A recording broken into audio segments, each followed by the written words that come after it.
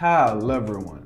So if you want to boost the volume on your Redmi Note 13, first of all open up your Play Store.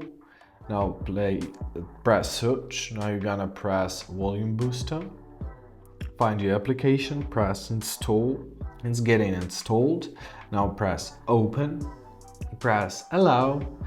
Now you are to give consent to change your sound, right? So press consent, and now make sure that you don't boost it too much, because it can damage your eardrums and it can damage your speaker. So first example, let's choose volume on 32 and let's boost it on 20%. Now as you see, the service is still going on, it works.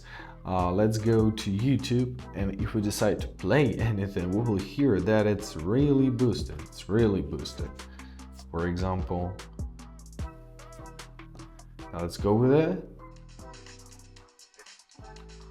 The sound is loud as hell, right? So when you're satisfied with everything, simply press stop service, press OK, and the sound boost will be off. And that's it. I hope this video was helpful. Thank you so much for watching, and have a great day.